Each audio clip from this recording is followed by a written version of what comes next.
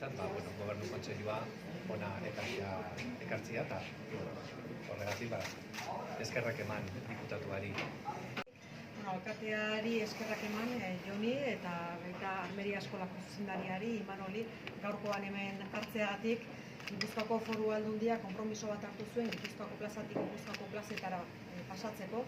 Eta askotan ohitura daukagu esateko gertutik gertura ezagutzera etorri gela, baina gu etorri gera ezagutzera eta etorri gera aldi berean ere Gipuzkoarrei adieraztera ze gauza onak egiten diren gure lurraldean eta jakin behar ditugu.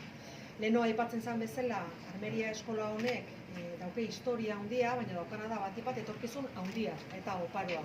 Hau sortzen da bere garaian behar batean oinarritua, lankidetzan oinarritua, akonpainamendu bat emateko, behar horiei erantzuteko eta inpakto bat edukitzeko enpresetan eta bertako biztanleengan.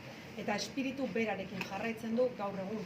Eta horri gehituko nizkioke beste elementu batzu gaurkoan ezagutu ditugunak eta garantzia handia ematen diogunak, eta da berrikuntzarena alegia.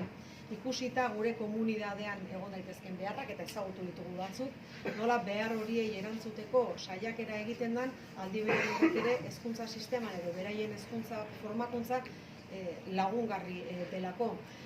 Eta gainera hori nahikoa ez balitz, bada beste bigarren elementu bat importantea dana hemen eta da egiten dutela fabrikako kate osoa, hemen bertan irudikatu, alegia hemengo ikasleek ikasten dutela, jakin dezaten ere gainontzekoek ikasten duten, eta hori gutxi ez balitz, gainera elkarrekin lanean jartzen dituzte. Eta hori importantea talde lana sustatzen dalako.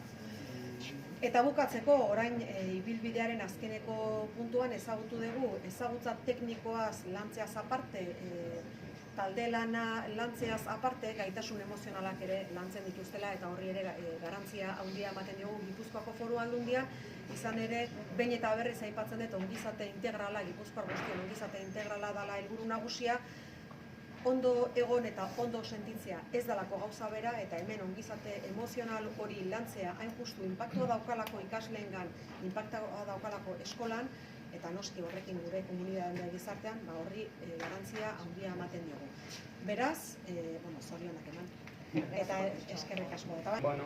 Nire asmoa, o nire nahia, izango litzateke, bai Foru Aldundik etorritako kideak, bai udaletxetik etorritako kideak, lanbide heziketa badakit balorean jartzen dutela, baina are gehiago ere jartzea balorean, Armeria Eskola fitxin bat gehiago ezagutzea, eta ditugun lanketa esparru desberdinak, formakuntzatikan, berrikuntza proiektuetatikan eta guzti horretan integratzen dugun ongizate emozionala eta integrala nola lantzen gauden ikus arazten saiatu gara eta pentsatzen dut jaso dutela. Eta ideia horrekin ikarlana ere errazagoa izango da aurrerantzean, ezagutza batetik abiatuta beti ere ikarlana ere askoz ere errazagoa dela.